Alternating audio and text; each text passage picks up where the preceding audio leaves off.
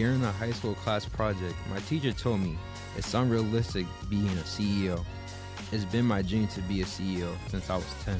So I told her, it is realistic. Follow me on my journey to learn what it takes to become a CEO.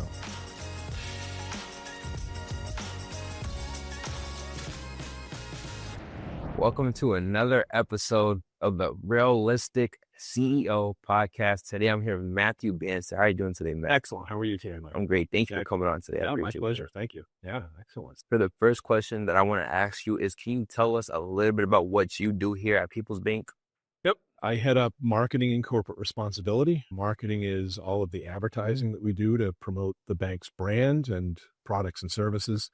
But probably the bigger and more important and certainly more fun part of the job is corporate responsibility. Those are the grants that we give away to nonprofits in the community. PeoplesBank has a long history of giving away a percentage of our profits each year. We are not a public bank, so we're not stock owned, which means every 90 days we don't have to divert funds to stockholders to pay dividends. Instead, we divert it to invest in the community and give away grants to nonprofits.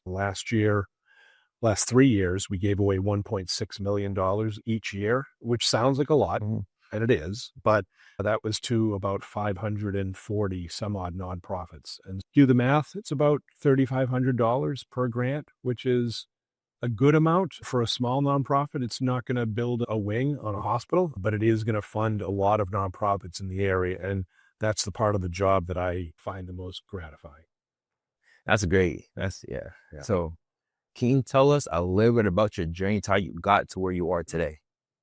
Sure. So I work at PeoplesBank. I've worked here going on 10 years now, but it was my first job in banking. A lot of people are in banking or in one career in one job for their entire career. One of the jokes in my household is my wife will say, my husband, the banker, just because it's so far afield from what I ever thought I would do. And I do marketing. I work at a bank. I'm not a banker. The bankers here really know how to handle money and what to do, et cetera. So I work at a bank, but in marketing, it's really a transferable skill. So it's a skill that I could sell pizza or sneakers or sugar water or any number of things. We happen to be selling a bank here. I started out in advertising in Boston, not with the realistic CEO dream, but when I graduated college, I wasn't sure where I was going to go or what I was going to do. My sister ran a Courier company for an ad agency in Boston. The name was Hill Holiday. They were one of the two largest agencies in Boston.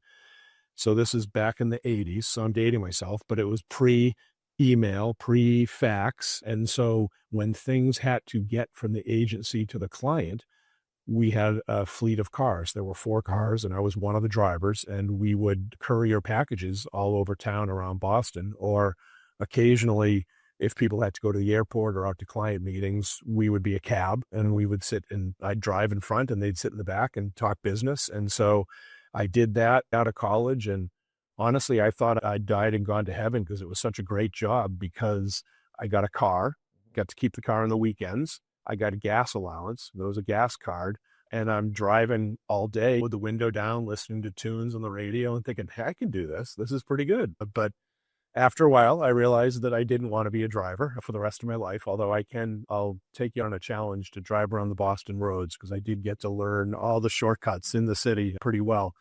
But I realized, so people would get in the back seat of the car when I was driving, and they would treat you like you were a cab driver, as if, in other words, you weren't there. They would talk to each other.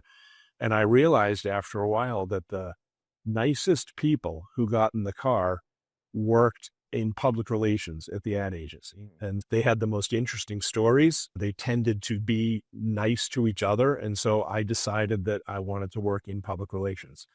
So I quit the job as a driver, and I said to the HR department, I will come do work for you full-time as an intern for free in order to get some good experience. And so I left the driving, I gave up my paycheck, I went to work 40 hours a week for free in the public relations department. And that went on for about 6 weeks, going on 2 months.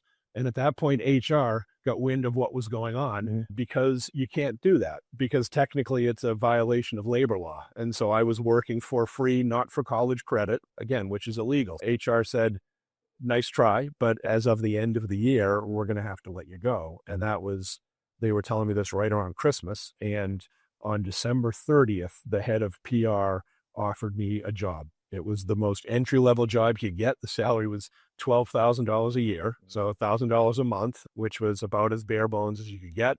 But I was in. I had a job. And so that is my equivalent of the realistic CEO. Is I knew I wanted to work in advertising. I wasn't quite sure how I was going to get there. And I drove for a bit. I went for work for free for a bit, and then I got my foot in the door. I stayed at Hill Holiday for 6 years. I moved around.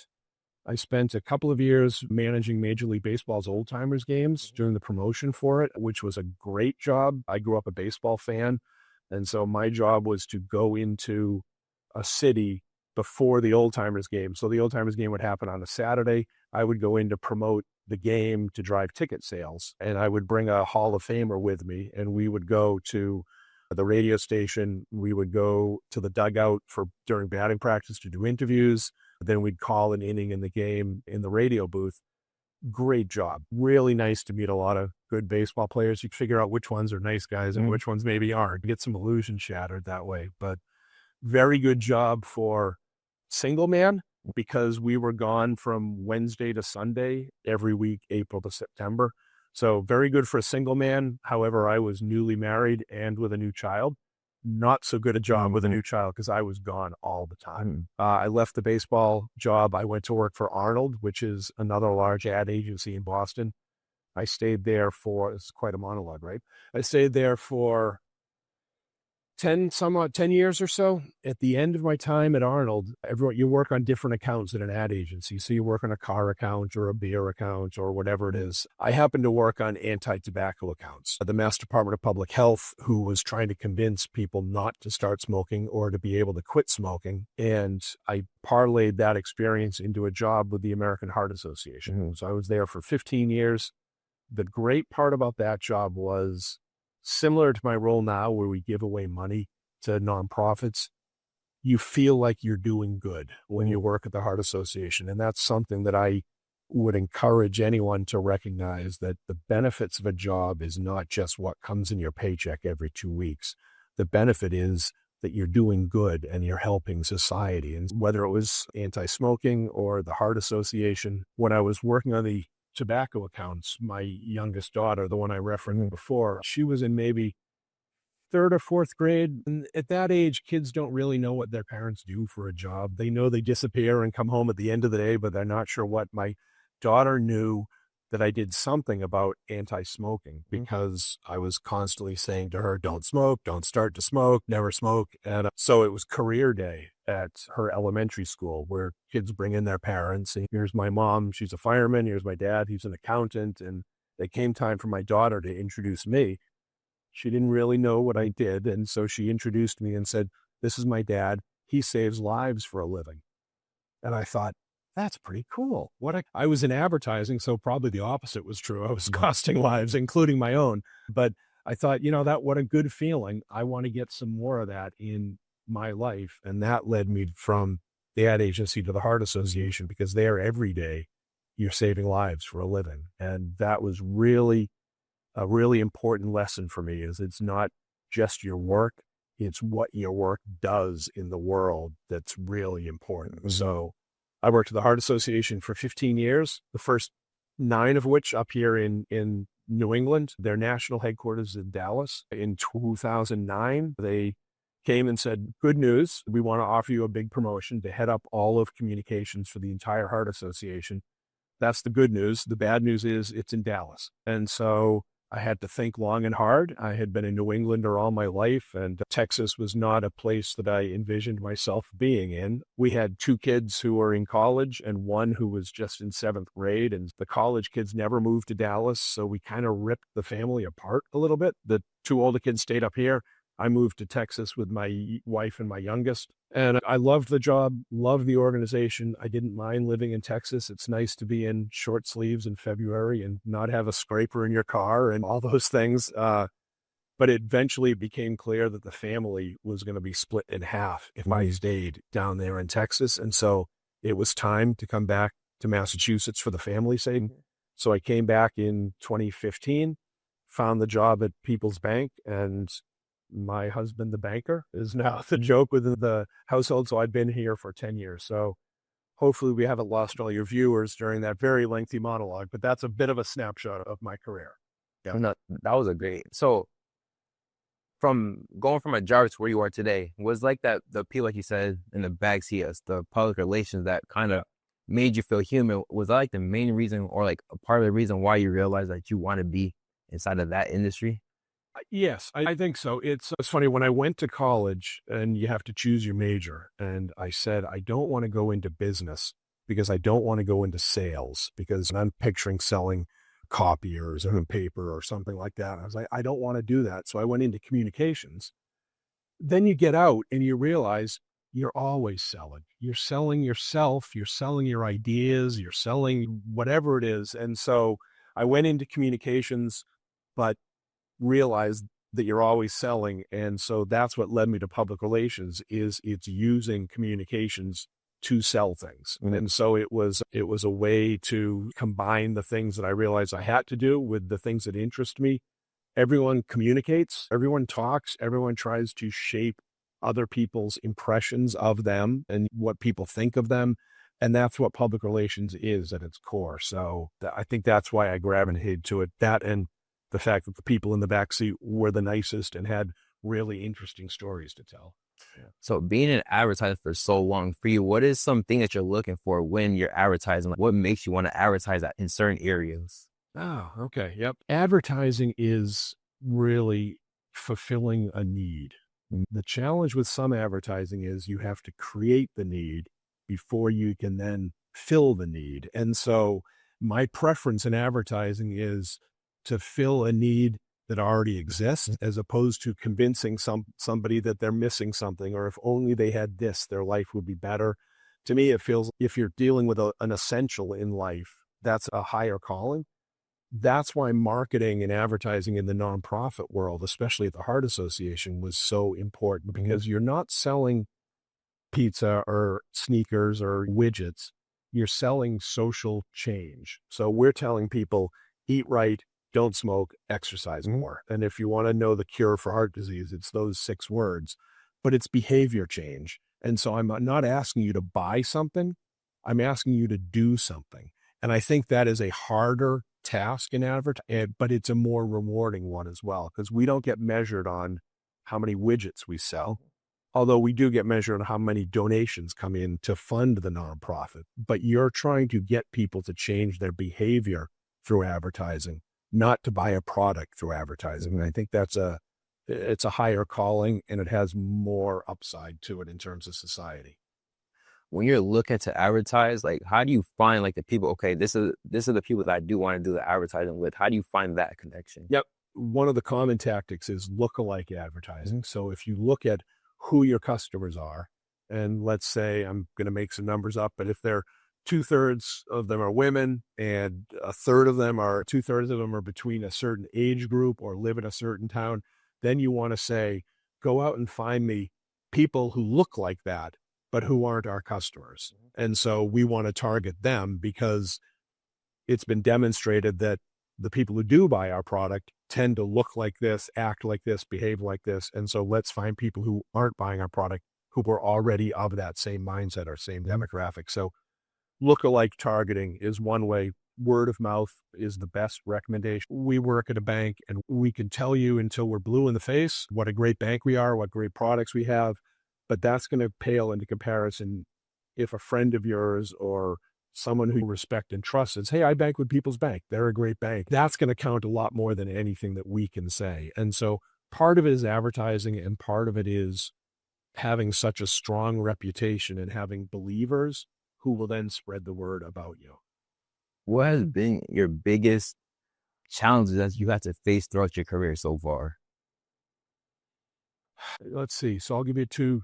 One is, so I talked about wearing the white hat and believing that you're doing good in society with the work that you do. Early on in my public relations career, I had a couple of clients who maybe weren't doing good, and yet they were paying the bills. And so we had to go out and promote them. And that causes a little bit of cognitive dissonance in you where you're doing one thing, but you're believing another. And that's not a good way to go into office. I once had to represent a chemical company who I'll not name, but they were being accused of putting PCBs, chemicals in the rivers and polluting. And my job was to say, it's not that bad. It's not, and that just didn't feel right. The funnier example of that, so I grew up a big baseball fan. I mentioned the old timers games, big Red Sox fan, and the Fenway is the cathedral of baseball.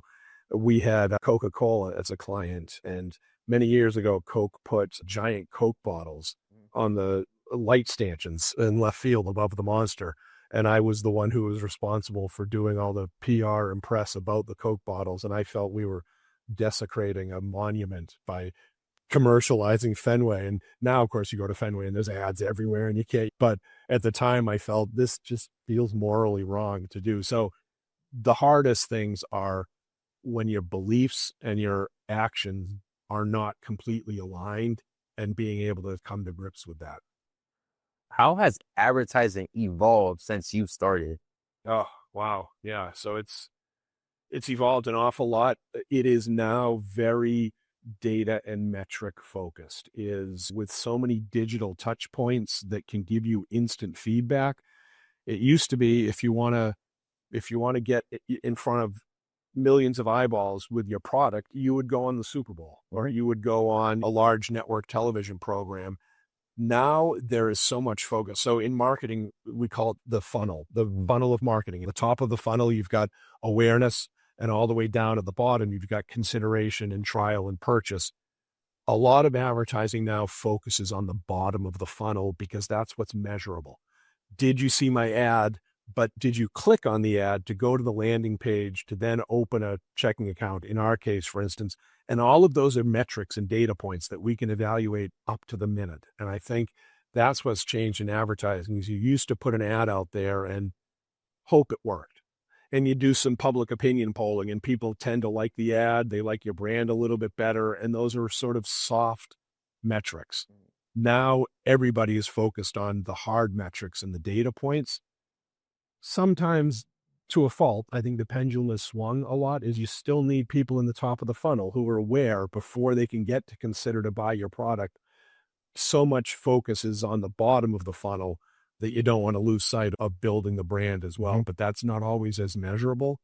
And here at a bank, we're all about metrics and measurable and data. And so I think the big change has been the instant feedback versus the brand building. So for you, you said when you first started, you had to drive to get all these information back and forth. So now you can just email and you get the information right away. How has that improved the way that businesses are ran? I was chatting with someone the other day. He said a great expression. He said, the pace of change has never been this fast before, and it will never be this slow again. And so it's so true that everything is speeding up in society, the information overload that we have as well. So it's changed in a way that everything has sped up to the point where you've got to keep up you can't tread water anymore. You got to always be swimming across the pool. And I think the pace and the data that's available has really put a laser focus on efficiency and productivity. And it's a data-driven game now. It's not a creative-driven game now, which is what advertising always was. Who has the best commercials? Who has the best look and feel to their brand? And now it's about who's executing and winning in the trenches on day-to-day, as evidenced by all the data that comes in. So how has it changed from creative to more of a data?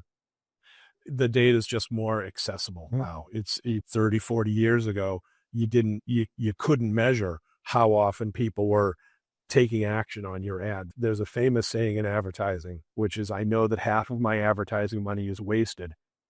If I only knew which half, I'd be much better. And I think what's happened now is the measurement and the metrics have allowed you a much greater clarity in terms of what's working and what isn't working. And so people pivot and change direction on a dime, on a penny. Or it used to be, it took a while for people to realize what was happening. Now you know it in the moment. In terms of creating ads, what are the type of ads that you see that are working the best?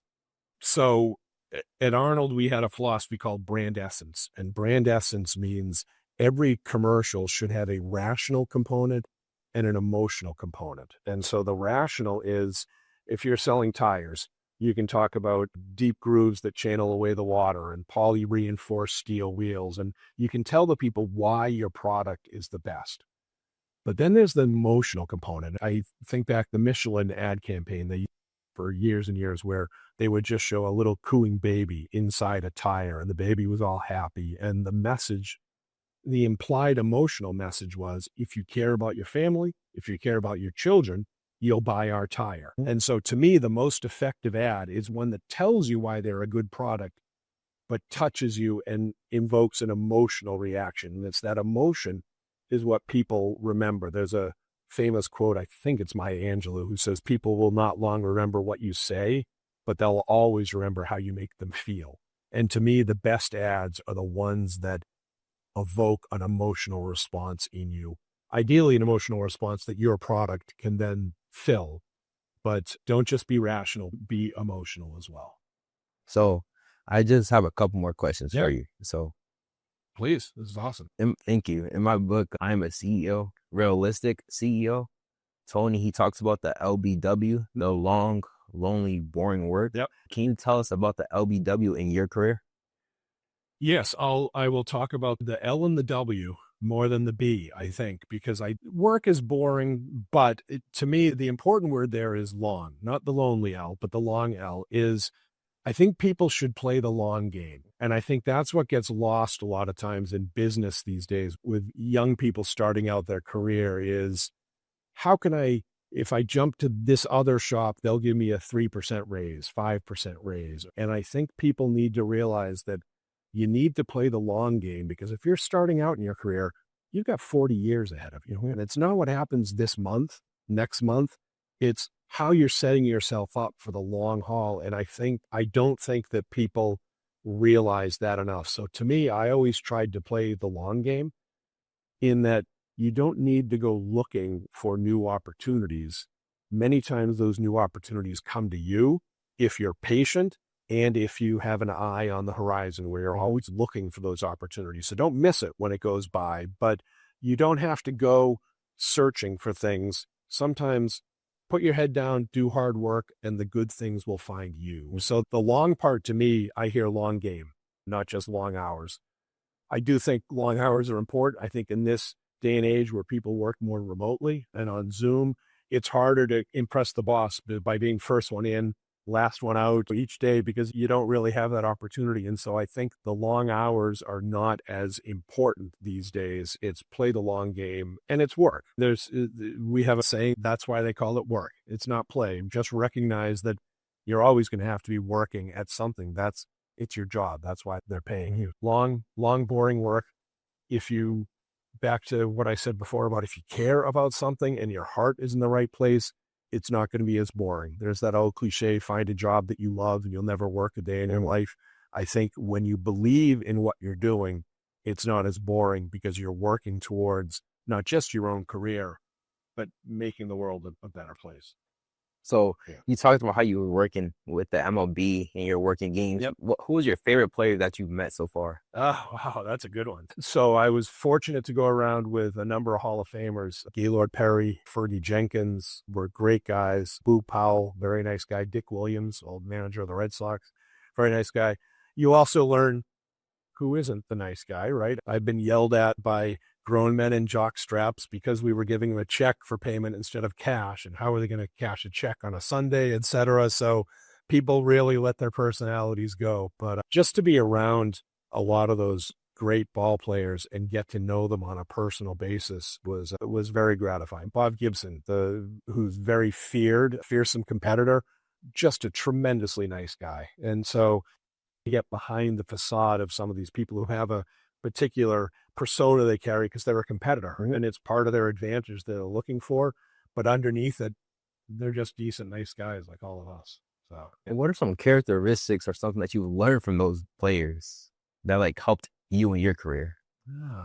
Be nice to people. That's a little trite and a little cliche, but the players that I remember more fondly was not because they hit 37 home runs a year versus 35. It was those who just treated other people decently, and the golden rule, do unto others. And I think it doesn't matter how many stats you have if you're not a decent human being. I think the famous quote, when the great scorer comes to read, it's not whether you win or lose, it's how you played the game. And I think for those baseball players who played the game nicely, it's because they were decent human beings. It's not whether they won or lost, but they're remembered for their human qualities, not their baseball qualities. I just have one more question for you, and it's, what's one fun fact about yourself that nobody really knows?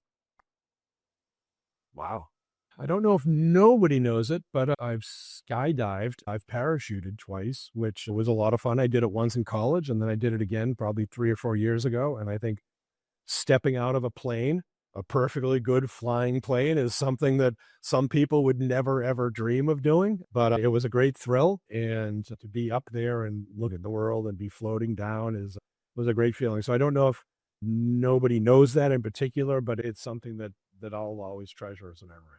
Yeah, I just have anxiety. Just flying. Yeah, Right? I just feel that jumping up in the sky, my anxiety is just too much for me. The first time we parachute, it's a plane and they open the door up and you step out and you're actually holding onto the truss of the wing with the parachute off, and you don't actually jump, you let go, and the plane flies away and you fall, obviously. And just to go out and be holding on to that and start to pry your fingers off yourself, it takes a little bit of a leap of faith, no pun intended, to let go of the plane and let it fly away. Great moment. Yeah. I just want to thank you again for coming on to my podcast today. I really appreciate it. I learned so much.